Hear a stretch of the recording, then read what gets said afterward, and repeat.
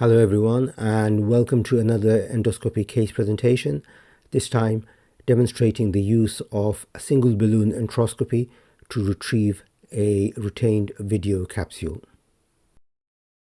The patient is a 27-year-old man who presented 5.5 years ago with abdominal pain, bloating and iron deficiency anemia with a hemoglobin of 60 grams per deciliter. An upper GI endoscopy was normal, whilst colonoscopy showed an ulcerated ileocecal valve. Biopsies from this area showed granuloma. A small bowel MRI scan was reported as normal, but a video capsule endoscopy showed small bowel ulceration and strictures in keeping with Crohn's disease. Hence, the patient was started on Adalimumab and Azathioprine. Unfortunately, the video capsule was retained in the small bowel, as you can see from these abdominal x-rays taken 4 weeks and 8 weeks after the video capsule endoscopy examination. The abdominal pain continued, and so a laparotomy was performed 5 years ago.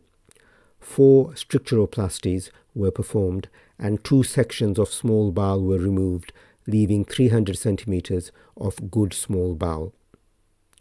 The retained capsule was also retrieved during the procedure, and adalimumab and azathioprine were continued following the operation. He did well for the next couple of years, but 3 years ago he again developed iron deficiency anemia. Another video capsule endoscopy was performed after a successful patency capsule. Several small bowel strictures were noted, and once again the capsule was retained. This abdominal x-ray 8 weeks after the capsule examination shows the retained capsule somewhere in the small bowel. 6 months ago, after the capsule examination, that is 2.5 years ago, another abdominal x-ray showed that the capsule was still in the small bowel. At this point, the adalimumab was switched to infliximab. 1.5 years ago, attempts were made to retrieve the capsule endoscopically. Both oral and anal route single balloon enteroscopy were performed, but the capsule was not found. A further single balloon enteroscopy via the oral route was performed 6 months ago, but again the capsule was not found. A further abdominal x-ray confirmed that the capsule was still in the small bowel, and he now attends for yet another attempt at single balloon enteroscopy via the anal route. This is his latest abdominal x-ray showing the capsule in the small bowel. We will now see the single balloon enteroscopy. We join the procedure 15 minutes in with the enteroscope in the cecum. You can see the appendiceal orifice directly ahead.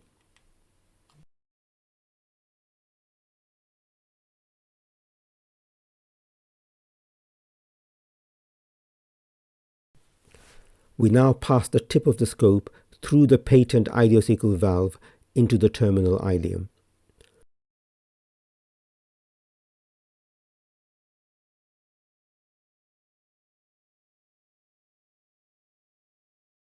We'll gradually progress up the ileum with the help of the balloon overtube.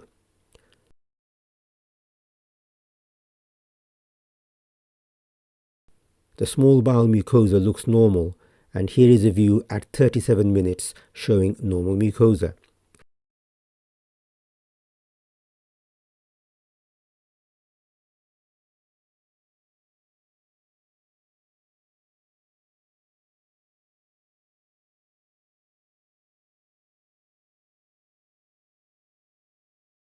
As we continue up the ileum, the mucosa still looks normal.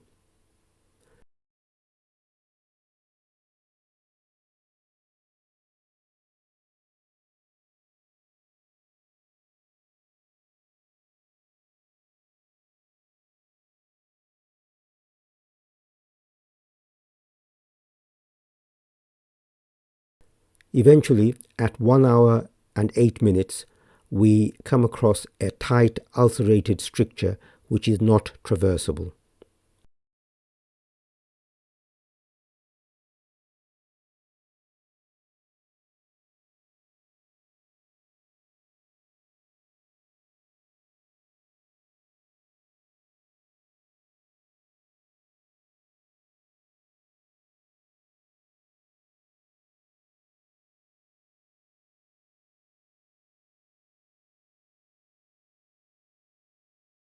We therefore use a CRE balloon to dilate the stricture in steps.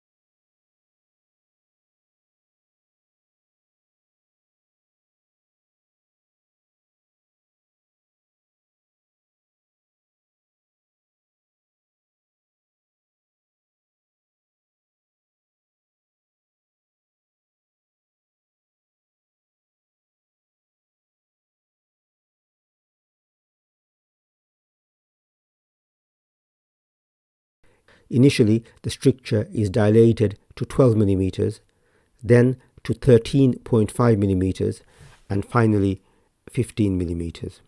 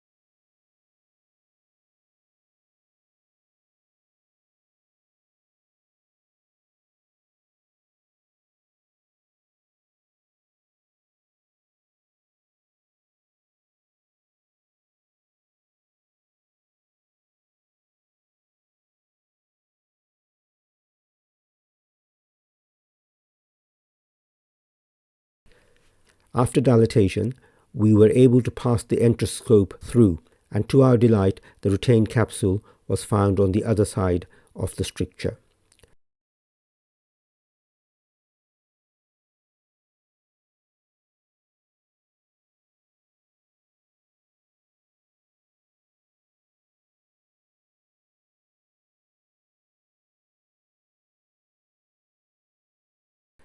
The capsule was captured with a rod net and removed from the bowel.